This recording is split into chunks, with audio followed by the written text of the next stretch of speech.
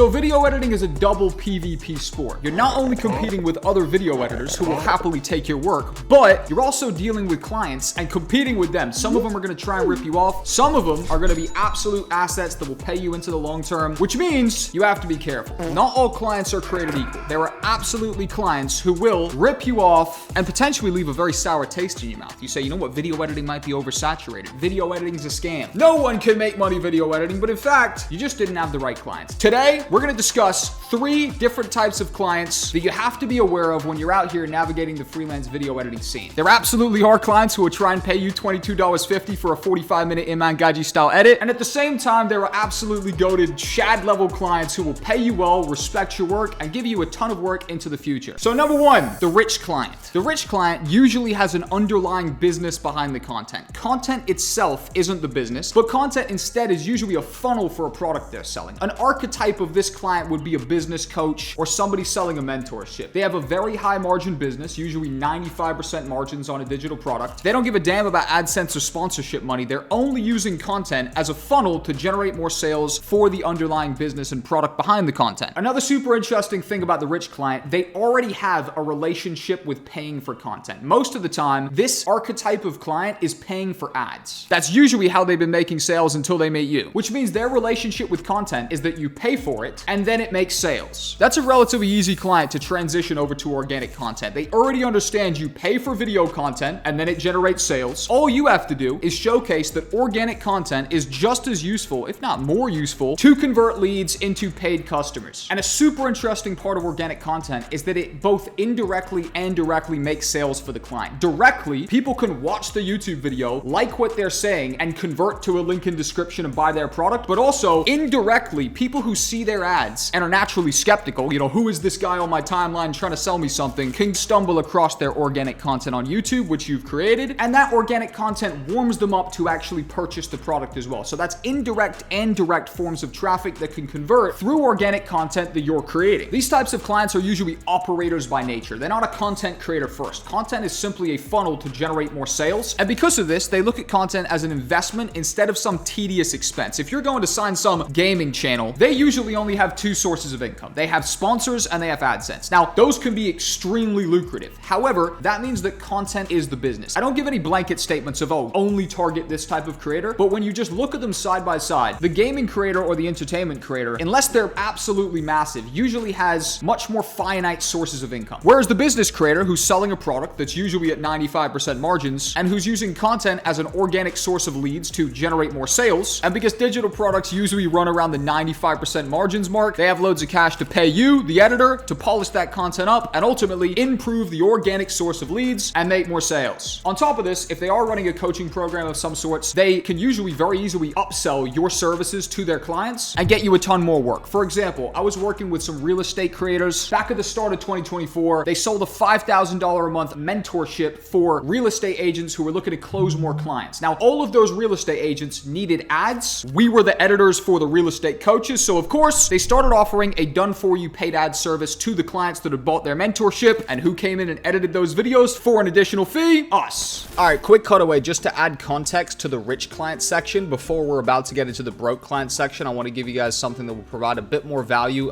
Basically just help you guys get to those rich clients faster.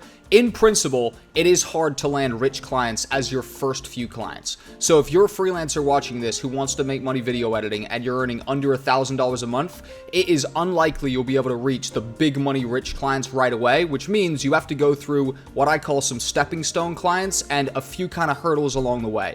I prepared a completely free 10-15 minute training breaking down a couple of these steps, and I call it mindset shifts, but really these are checkpoints in the game that you need to kind of unlock before you can get to the rich clients and get to kind of the easy money. So without further ado, this is linked down below. I wanted to give you access to this. You can go drop your email and I'll send you guys the free training. Now, let's get into the fun stuff, the broke client, something a lot of you guys are probably dealing with right now. So next up, the poor client. Let's jump into it. The poor client is the hardest client to squeeze some money out of because they genuinely don't have it. They usually don't have an underlying business behind the content, or the worst, they might be a local client. Unless you're in some big city like London and you're working with, premium businesses, it is near impossible to squeeze any legitimate amount of cash out of a local business. They, 1, don't have it, and 2, don't see the upside in content because they're just more of a beginner or, being kind, maybe an intermediate level business. And a lot of these clients don't respect you. Here's a screenshot right now for one of my VP Plus students. Someone asks him his price. He says, listen, I'm charging $40 a reel. The guy laughs, $40 is way too high. How much money would you offer? He says $2 a reel. This is an example of a terrible local client. If you're living in India, if you're living in Pakistan, I would advise never working with a local client. They simply can't afford you, and there's better rates on the internet working remotely for more established businesses and creators. Here's another one. What's up, Salman? I could certainly edit videos like this. For these edits, I charge around $25 a minute. You're charging too much. What is your budget then? I could do $4 a minute. There's always going to be cheap clients. There's always going to be broke clients. You have a responsibility not to edit for them. Somebody will work with these people. Somebody somewhere will have no work, and they'll feel obliged to take this work right here. Now, that can be useful sometimes if you're using them as a stepping stone client and you know that they're paying you dog shit. But if you do a good job, you'll probably extract a testimonial, maybe even a case study, and definitely some quality samples of work, which can all be used to market your services further. However, this is not a monetary value client. This is not a client you can likely grow with, and this is usually not a client that even respects your skills, or they wouldn't be offering such an embarrassingly low rate. A small example of the cheap client is a small gaming YouTuber on the come up. Now, I have nothing against the gaming industry. I actually started in gaming. I blew up a YouTube channel when I was 16 years old doing GTA 5 trolling videos. I'm not hating on the gamers. I have a lot of friends who do gaming YouTube. However, a new gaming channel is one of the worst you can work with based on a couple factors. At the same time, they both need super high level editing, retention optimized, lots of effects, comedy integrated, really high budget production, heavy sound design, and all of that is in order to entertain their audience. The video product you're producing is an entertainment product. It has to be very well optimized to entertain the masses. And at the same time, they're also not making any money yet because they're a brand new channel, which means they need some of the highest level retention optimized editing you can ask for, and they don't have any budget to pay for it. They have to be so big to be generating enough money to be able to afford you. They likely have to have 500,000 subscribers, maybe even 1 million subscribers. They have to be pulling so many views that AdSense and sponsorships are enough to A, pay them a ton of money every year, and then B, pay you thousands of dollars a month to be their editor. Versus, how big does the rich client have to be able to afford you? I'll give you a breakdown. My real estate clients from last year were paying me a $5,000 a month retainer. They had 600 subscribers. That's because content is simply a funnel to sell product for their real business. It doesn't matter that the YouTube channel is not popping. In fact, for my clients, it wasn't a source of income at all. They couldn't give a damn about sponsors. They'd never take one because they're promoting their own IP, and they weren't even monetized. So they definitely weren't bothered about AdSense revenue either. Working with a small entertainment creator can absolutely be a great stepping stone, but you must be warned, generally speaking, these are absolutely cheap clients who don't fully value the service of video editing, and they just kind of need it in order to produce their content. Next up, the bad agency client. Emphasis on the word bad, because there are a lot of good video editing agencies. I know many people who run them. So just like not all clients are created equal, definitely not all agencies are created equal. There are amazing agencies who will pay you well, respect your work, and who you can actually join a real team and feel part of a proper organization. But there are also agencies who will pocket all the profit, pay you an absolute sliver, a fraction of what they're taking home, give you super tight, ridiculous deadlines, not let you use the content you're editing on your own portfolio, and overall, just be a big waste of time. Hey, how are you? I'm looking for an editor for my agency. Can you edit videos like this? One of my students responds and says, yeah, I can edit videos like that, but I'd charge at least $15 a minute. The guy comes back, hey man, our budget's $3 a minute. We can't really stretch it any further. Final one, I'm gonna give you a fourth one, just for fun. I'm feeling fun. I'm having fun today. So you know what? I got a fourth one for you. This is the micromanager. The micromanager can appear to have an abundance of work. This could be quite an attractive client. Oh, they've got, 3 videos a week for me. They're paying decently well. You start doing the math, oh wow, this client could be worth so-and-so per month. I need to get this done, but they sweat every single detail. They have 100 revisions for you. They're micromanaging everything. They give you really inconsistent direction, inconsistent feedback. I had a client that I worked with for 13 months. They started relatively chill, and towards the end of our relationship, I would be receiving upwards of 80 revisions a project. That would be multiple rounds. It was just an absolute nightmare. And to be honest with you, A, it took the fun out of the job, and B, if I calculate the hourly rate I was making after all the rounds of revisions, it was absolute dirt compared to what I thought I was making with the fixed fee. These clients seem attractive because they have an abundance of work for you. That client in particular was giving me 3-4 videos a week minimum. However, when you actually do the math on the hourly rate you're taking home, it can be a bit of a nightmare. Anyways, if you enjoyed, like, comment, subscribe, join VP Plus down below. We'd love to have you in this year. If you're serious about building a long-term consistent career in video editing, that's the only place to be. See you inside. I'm going to direct you to this video right now. This will be a great continuation from this one. I'm going to jump off your screen in 3, 2, 1. See you there.